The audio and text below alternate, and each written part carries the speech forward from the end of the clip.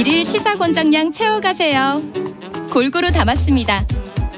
당신만을 위한 하루 시사 김성환의 시사야. 말기 환자가 의사의 도움을 받아 스스로 삶을 마무리할 수 있도록 하는 조력존엄사 법안이 발의됐습니다.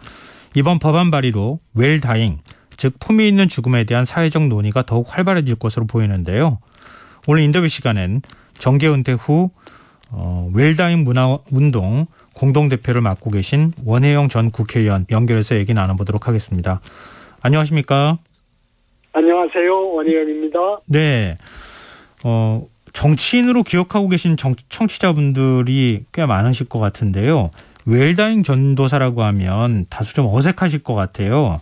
근데 국회의원 시절 연명의료 결정법 제정을 하는데 큰 역할을 또 하시지 않았습니까? 네. 그래서 은퇴 이후도 웰다잉 운동을 열심히 하는 게 내가 기여할 수 있겠구나 이렇게 생각을 해서 예. 연명의료에 대한 자기 결정권을 홍보하는 일을 포함해서 웰다잉 운동을 열심히 하고 있습니다. 근데 대표님이 생각하시는 웰다잉은 무엇인지 궁금하거든요. 네. 우리 사회가 세계에서 가장 빠른 속도로 초고령 사회로 진입하고 있습니다. 내후년 되면은 바야흐로 전 인구의 20% 이상이 노인이 천만 노인 시대를 맞이하죠. 이러한 상황에서 자기 삶을 아름답게 마무리하기 위한 노력이 정말 필요하고 그것이 문화로 조성되면 좋겠다 이렇게 생각을 하고 있습니다. 근데 웰다잉에 대한 논의가 커지면서 이번엔 조력존엄사법도 발의가 됐는데요. 이 조력존엄사와 우리가 흔히 말하는 안락사 어떤 차이가 있습니까? 이게 여러 가지로 쓰여서 혼란이 됩니다. 근데 일반적으로는 크게 다르지 않습니다. 다만 의사 조력 존엄사의 경우에는 또 의사가 처방만 해주고 약은 당사자가 알아서 먹는 경우가 있고 네. 또는 의사가 직접 약을 처방해서 그 자리에서 먹을 수 있게 지켜봐주는 경우도 있고 그런데 예. 여러 가지 경우가 있지만 일반적으로는 안락사와 같은 뜻으로 쓰여지고 있습니다. 다만 우리의 연명의료 결정법이 보장하는 자기결정권은 적극적으로 의학을 동원해서 생명을 단축하는 일이 아니라 예. 무의미한 연명치료를 안 받는 것이니까 그 점에서는 아주 분명히 다르다고 봐야 되겠죠. 안규백 의원이 국내 최초로 이른바 조력존엄사법을 발의를 했는데요. 이 내용에 대해서 어떻게 평가하세요? 네, 이 안락사 논의가 아주 짧은 역사를 갖고 있습니다. 거의 20세기 말인 1997년에 미국의 오레곤주에서 처음 안락사법이 시정됐고요. 네. 또 유럽의 네덜란드에서는 2002년도에 이것이 허용됐기 때문에 20여 년의 역사밖에 돼 있지 않습니다. 그야말로 21세기에 새롭게 대두된 현상이라고 볼 수 있죠. 그런 점에서 이것에 대한 논의는 아주 신중하게 그리고 또 여론 수렴을 하고 다양하게 좀 점검을 해서 논의할 필요가 있다. 그렇다고 해서 외면만 하는 것이 능사는 아니다. 이렇게 생각합니다. 자기 생명에 대한 결정권을 스스로 갖는다. 이런 것들은 물론 사회적 논의의 차원에서는 이전보다는 조금 나아진 건 사실이지만 아직도 조력존엄사라는 개념에 대해서 부정적으로 보시는 분들이 상당히 많이 있을 것 같거든요. 대표님 생각은 어떠십니까? 그렇습니다.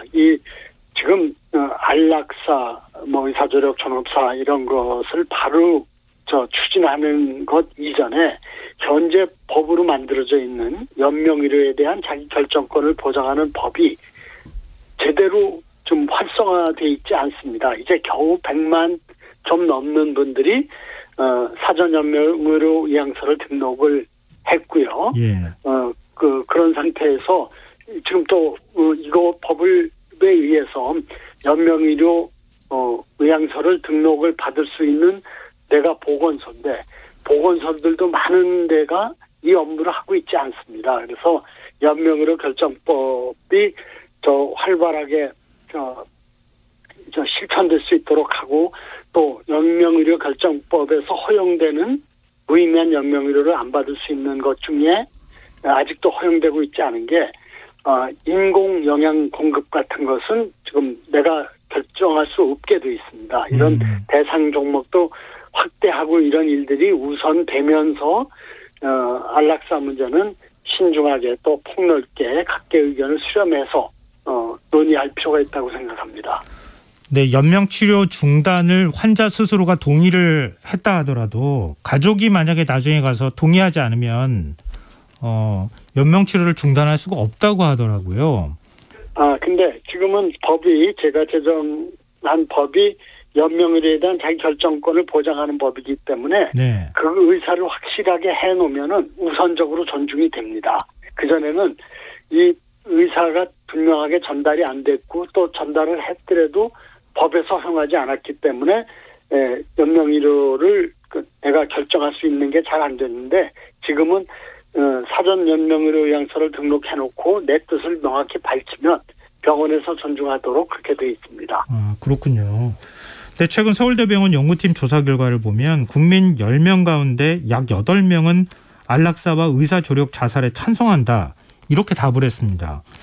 근데 조력존엄사를 법제화하는데 국민적 공감대가 형성됐다. 이렇게 볼 수 있을까요? 그런 점에서 아주 폭넓고 신중하고 다양한 검토가 필요합니다. 이게 생명의 문제를 다루는 거 아니겠습니까? 그런 점에서 이 웰다잉 문화를 바르게 또 폭넓게 조성하는 것이 우선되고 그런 토대 위에서 이 안락사 문제는 논의가 돼야지 사회적인 어떤 갈등이나 혼란을 줄일 수 있다고 생각을 합니다. 이번 조사 내용을 보면요. 자식에게 부담을 주기 싫어서 치료비가 부담돼서 안락사 제도화에 찬성한다. 이렇게 응답한 분들도 꽤 계셨는데요. 이게 이제 본질적인 문제인 건데 그러니까 자신의 생명과 관련돼 있는 스스로 결정을 할 때 자신이 생명권과 관련되는 결정이라기보다는 부담 주기 싫어서 이렇게 결정한다. 뭔가 좀 우리 사회에 모순된 현실을 보여주는 거 아닌가 싶기도 하거든요. 네, 그렇습니다. 우리 사회에 노인 빈곤율이 50%에 가깝습니다. 다른 선진국들에 비해서 3배 이상 많습니다. 그러다 보니까 고독사의 문제도 심각해지고요. 그래서 이런 생명의 문제를 다른 경제적인 문제, 비용의 문제로 접근하면은 정말 바른 논의가 이루어지기가 어렵습니다. 그런 점에서 이렇게 사회적으로 노인들이 자기 삶을 품위 있게 누릴 수 있고 마무리할 수 있도록 하는 환경과 또 문화가 우선돼야 된다고 생각합니다. 네. 근데 일각에서는 법제화를 말하기 전에 호스피스 병동 등 인프라 문제부터 해결해야 한다. 이런 지적을 내놓고 있더라고요. 예, 아주 당연한 말씀입니다. 무의미한 연명치료를 받지 않으려면은 그 대안으로 호스피스 치료가 확대돼야 되거든요. 근데 호스피스 병동이 절대적으로 부족합니다. 그리고 병원은 이런 말기 치료를 하지 않으니까 수입이 많이 생기지 않습니다. 호스피스 병동 운영에서는. 그러니까 적극적으로 투자를 안 해요. 네. 그러니까 이런 공익적인 관점에서 정부가 적극적으로 지원을 하고 육성을 해야 됩니다. 그리고 또 찾아가는 호스피스도 아주 활성화되어야 되는데 이것도 다 돈벌이하고는 상관이 없는 일이기 때문에 정부의 관심과 노력이 절실하게 요구되는 대목입니다. 네. 이 앞서 이제 웰다잉 문제에 대해서 말씀을 하실 때도 굉장히 조심스럽게 말씀을 좀 해주셨는데요. 아무래도 이제 죽음에 대해서 말하는 것을 불편하고 꺼리는 인식이 좀 우리 사회에 있기도 하고 네. 또 부모님을 이제 먼저 보내드려야 하는 가족 입장에서도 쉽게 이 부분을 받아들이기 좀 어려운 측면도 있을 것 같거든요. 정서적으로. 네. 네. 근데 그런 면들을 인식을 바꾸는 작업은 상당히 오랜 시간이 좀 필요하지 않을까도 싶어요. 네, 근데 시간이 많이 지난다고 저절로 되는 건 아니고요. 네. 노력이 필요합니다. 톨스토이가 일찍이 얘기했습니다. 죽음처럼 확실한 일은 없는데 사람들이 겨우살이는 항상 준비하면서 죽음에 대해서는 준비하지 않는다 이렇게 개탄을 했어요.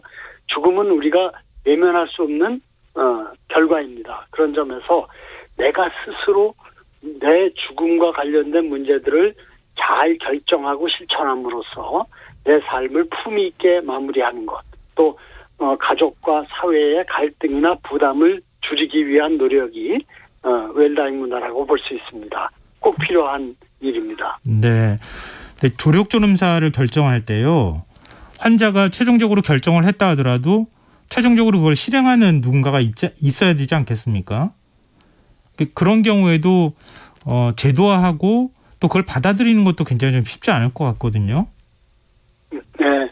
의사조력존엄사의 논의는 외면해서는 안 되지만 그렇게 서둘러서 될 일도 아니고 부작용이 너무 큽니다. 그런 점에서 정말 품위 있게 자신의 죽음을 준비할 수 있는 법과 제도, 문화를 만들어야 됩니다. 근데 우리 사회는 아직 웰다잉 기본법 같은 것도 조성이 안 돼 있거든요. 그리고 노인들이 자기 삶의 마무리에 관련된 여러 가지 문제들을 자기 결정권이라는 관점에서 폭넓게 또 바르게 이해하고 실천할 수 있는 그런 환경도 부족하고, 그래서 이러한 문화가 조성된 위에 이 안락사 문제가 논의돼야지 바른 방향으로 의견이 수렴될 수 있지, 그렇지 않으면은 사회적인 갈등이나 혼란만 커지는 그런 문제가 있을 것을 우려하고 있습니다. 네. 웰다잉 좀 막연하게 들리는 분들도 있을 것 같은데요. 삶을 잘 마무리하기 위해서 개인이 무엇을 어떻게 준비할 수 있을지 마지막으로 좀 조언을 해주신다면요. 네. 내 건강과 생명에 대한 결정을 하는 게 연명의료에 대한 결정권이죠. 또 한편으로는 내가 평생 모은 재산, 그게 크든 적든 간에 내 뜻대로 내가 세상을 떠날 때 정리해야 됩니다. 근데 우리나라는 연명의료 사전의향서도 이제 겨우 100만 명 남짓이 쓰고 있고 유언장을 쓰는 사람이 1%도 되지 않습니다. 이렇게 내가 결정할 문제를 내가 책임지지 않고 세상을 떠나게 되니까 가족들이 부담을 느끼고 갈등을 하고 다투게 됩니다. 그런 점에서 연명의료는 내 삶을 품위 있게 마무리하는 데 있어서 연명의료에 대한 결정이나 유언장 작성 이런 것들이 좀 실천적으로 그런 것을 문화화할 수 있는 노력이 많이 필요하다고 생각합니다. 네, 알겠습니다. 오늘 말씀 여기까지 듣겠습니다. 고맙습니다. 네, 고맙습니다. 지금까지 원혜영 웰다잉 문화운동 공동대표였습니다. KBS 1라디오 김성환의 시사 1부 순서는 여기서 마무리하고요. 전 11시 정각 2부에 다시 오겠습니다.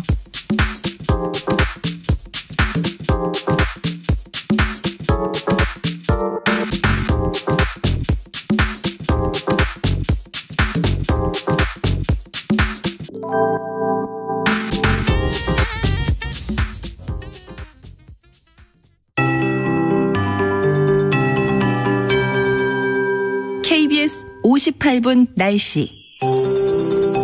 이번 주에는 전국에 비나 소나기가 자주 내렸습니다. 다음 주에는 제주도와 남부지방에 장마가 시작되겠습니다. 다음 주 월요일 저녁 제주도에서 장마비가 시작되겠고 화요일부터 수요일 오전에는 제주도와 남부지방에 비가 오겠습니다. 다음 주 금요일과 토요일 사이에는 충청도와 남부지방에 장마비가 내릴 것으로 전망됩니다. 내일 전국이 대체로 흐리겠습니다. 내일 새벽부터 아침 사이에 수도권 지역에는 5mm